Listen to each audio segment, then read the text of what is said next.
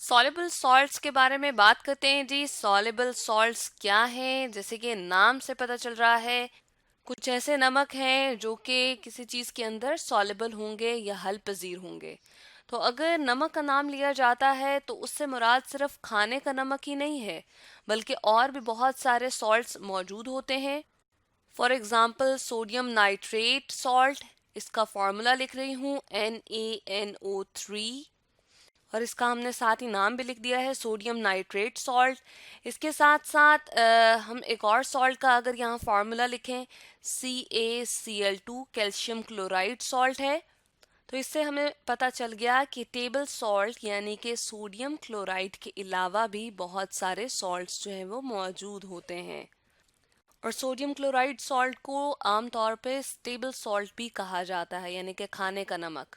Soluble salts को अगर properly define किया जाए, या हम चलें इसकी इजी डेफिनेशन अगर देखना चाहें, तो हम कहते हैं कि ऐसे सॉल्ट जो सॉल्युबल हों वाटर के अंदर या किसी सॉल्वेंट के अंदर, यानी कि वो हल पजीर होते हैं।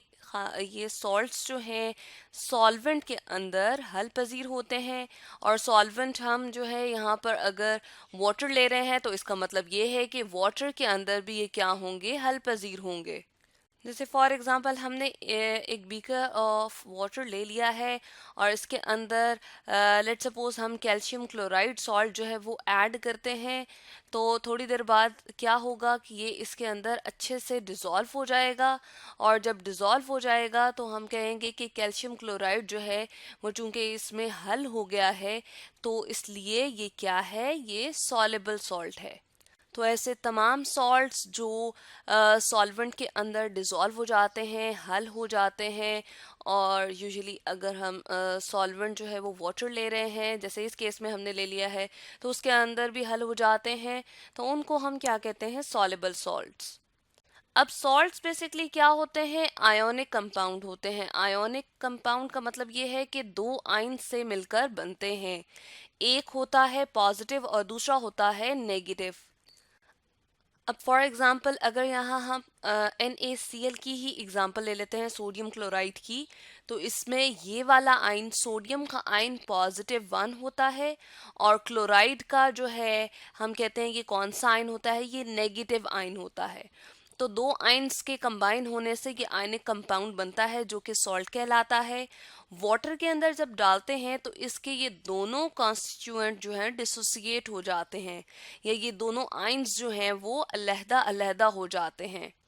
तो सॉल्युबल सॉल्ट्स के बारे में बात ये है कि सॉल्ट्स जो कि आयनिक कंपाउंड हैं, उनको अगर वाटर में, जिसको हम एज अ सॉल्वेंट यूज़ कर रहे हैं, या किसी भी सॉल्वेंट में अगर हम डालें, डिज़ोल्व करें, तो वो अपने कॉन्स्टिट्यूएंट्स में क्या हो जाएं, डिसोसिएट हो जाएं, या अपने अपने आयन्स में टूट जाएं और इंटरेक्शन शो करें किसके साथ, सॉल्वेंट के साथ। और ये तमाम कुछ होने के बाद, यानी कि जब आयनिक कंपाउंड अपने कॉन्स्टिट्यूएंट में जो है वो तब्दील हो गया है और वाटर के साथ या किसी भी सॉल्वेंट के साथ जब वो इंटरेक्शन शो कर रहा है, उसके बाद जो ओवरऑल सोल्यूशन उनका बन जाता है, कम से कम उसकी कॉन्सेंट्रेशन जो है 0.1 मोल पर लीटर होने चाहिए, या 0.1 मोल पर DM³ होनी चाहिए। यानी कि 1 लीटर अगर हम लेते हैं, उस ओवरऑल सोल्यूशन की हम कहते हैं कि मिकदार है, तो उसमें 0.1 मोल जो है वो उस आयनिक कंपाउंड को, सॉल्ट को डिसॉल्व होना चाहिए। तो इस बुनियाद पे हम कहेंगे कि वो सॉल्ट सॉल्युबल सॉल्ट है। अब अगर जनरल हम सॉलिबिलिटी ऑफ सॉल्ट्स के बारे में देखें तो इसकी दो कैटेगरीज हैं, एक है सॉलिबल सॉल्ट्स और दूसरा है इनसॉलिबल सॉल्ट्स। तो हम यहाँ पर सॉलिबल सॉल्ट्स को ही डिस्कस कर रहे हैं, लेकिन यहाँ पर हम एक कंपैरिजन सा भी देख लेते हैं कि सॉलिबल सॉल्ट्स में तमाम सोडियम के वो वाले सॉल्ट्स आ जाएंगे। यानी कि ये कहना सही होगा कि सोडियम के तमाम सॉल्ट्स जो हैं वो सॉल्युबल हैं, पोटाशियम के तमाम सॉल्ट्स भी क्या हैं, सॉल्युबल हैं।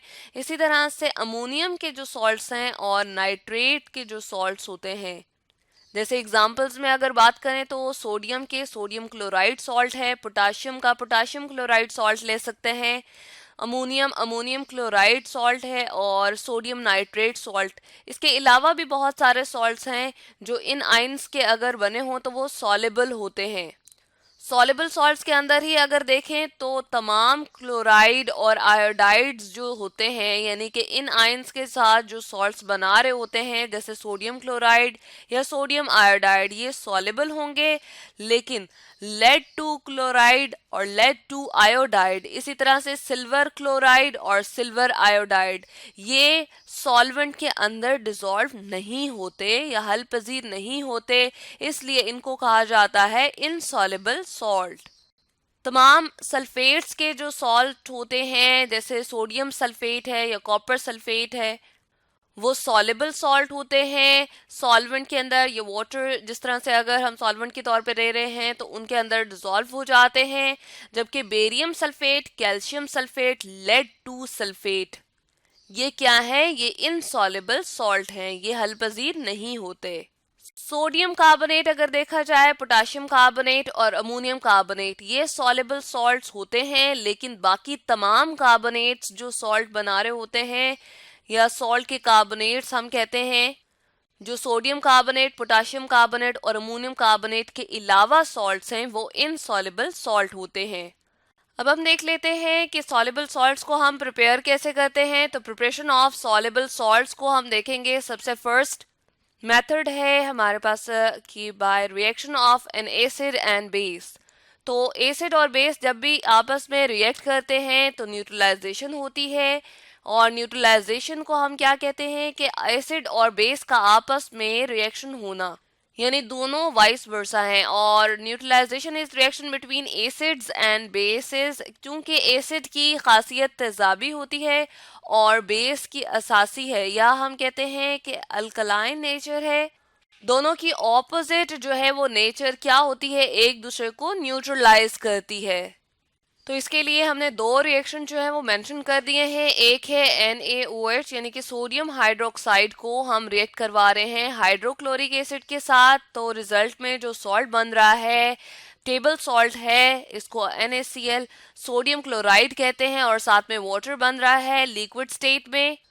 सोडियम हाइड्रोक्साइड यानी कि बेस को हमने एक्वस सोल्यूशन की फॉर्म में लिया है, यानी कि वाटर के अंदर डिसॉल्व करके लेंगे। इसी तरह से जो एसिड यूज करेंगे वो भी क्या होगा, एक्वस सोल्यूशन होगा, इसलिए इसके साथ स्मॉल a और q लिख दिया है।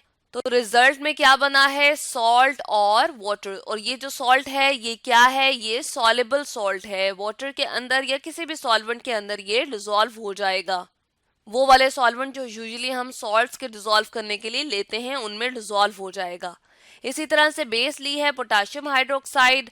यहाँ पर एसिड हम चेंज भी कर सकते हैं। चले हमने हाइड्रोक्लोरिक एसिड ही एक्वस सोल्यूशन उसका ले लिया है, तो अब इन दोनों के दरमियान में क्या होगा, न्यूट्रलाइजेशन रिएक्शन होगा और प्रोडक्ट में पोटाशियम क्लोराइड और वाटर जो है वो बन जाएंगे। तो इन दोनों सॉल्ट्स के हमने नाम भी लिख दिए हैं, सोडियम क्लोराइड सॉल्ट और पोटाशियम क्लोराइड सॉल्ट। यहाँ पर थर्ड एग्जांपल हम ले रहे हैं, कैल्शियम हाइड्रोक्साइड हमने ले लिया है और एक्वस सोल्यूशन इसका लिया है। इसके साथ यहाँ पर हम ले लेते हैं HNO3 नाइट्रिक एसिड, हमने यहाँ पर एक्वस सोल्यूशन इसका भी लेना है। तो इस न्यूट्रलाइजेशन रिएक्शन के नतीजे में क्या होगा, कैल्शियम नाइट्रेट सॉल्ट बनेगा और साथ में वाटर बन जाएगा। सेकेंड मेथड जो सॉल्युबल सॉल्ट बनाने का है उसमें क्या होगा, preparation of salt by action of N acid on a metal oxide. तो यहाँ पर हम चले मेंशन करते जाते हैं कि सॉल्युबल सॉल्ट लिख देना चाहिए कि सॉल्युबल सॉल्ट बनाने का, चूंकि हम यहाँ पर मेथड देख रहे हैं। कोई भी एसिड अगर हम लेते हैं उनका रिएक्शन हम करवाना चाहेंगे किसके साथ, तो सबसे पहले हमने aqueous solution of sulphuric acid ले लिया है। फर्स्ट रिएक्शन हम देख रहे हैं metal oxide, for example calcium oxide ले लिया जाता है। कैल्शियम एक मेटल है और इसका ऑक्साइड हमने लिया है, और ये जो मेटल ऑक्साइड है इसको हम सॉलिड फॉर्म में लेंगे। तो इसके बाद क्या होगा, आपस में इन दोनों का रिएक्शन होगा और प्रोडक्ट जो बनेगी हमारे पास वो एक सॉल्ट होगा जो कि सॉल्युबल सॉल्ट होगा। तो एक्वा सोल्यूशन में हमारे पास कैल्शियम सल्फेट का सॉल्ट बन रहा है और इसके साथ प्रोडक्ट में क्या क्रिएट होगा, वाटर क्रिएट हो जाएगा। तो यहाँ पर लिक्विड स्टेट में वाटर मेंशन कर देंगे। सेकेंड हम एग्जांपल लेते हैं HCl का एक्वस सोल्यूशन ले लेते हैं जो कि हाइड्रोक्लोरिक एसिड है, और इसको रिएक्ट करवाएंगे हम किसके साथ, एक मेटल ऑक्साइड के साथ। और रिएक्शन एसिड और मेटल ऑक्साइड का जो होगा उसके नतीजे में सॉल्ट बनेगा, और वो कौन सा सॉल्ट बनेगा, सॉलेबल सॉल्ट बनेगा। कॉपर एक मेटल है और इसका ऑक्साइड ले लिया है, सॉलिड फॉर्म में हमने इस तरह से शो किया है, और 2 मोल हम यूज कर रहे हैं किसके, हाइड्रोक्लोरिक एसिड के। तो इसके नतीजे में जो प्रोडक्ट बनेगी वो क्या होगा, aqueous solution of copper 2 chloride salt बनेगा, और साथ में वाटर जो है वो प्रोडक्ट में लिक्विड फॉर्म में बन जाएगा। तो यहाँ हमने इसका नाम भी लिख दिया है, कॉपर 2 क्लोराइड सॉल्ट बन गया है जो कि सॉलेबल सॉल्ट है। तो आज हमने स्टडी किया सॉलेबल सॉल्ट के बारे में, और डिफ्रेंशिएट भी किया इसको इनसॉलेबल सॉल्ट से, और इसके प्रिपरेशन के 2 मेथड्स भी देखे हैं।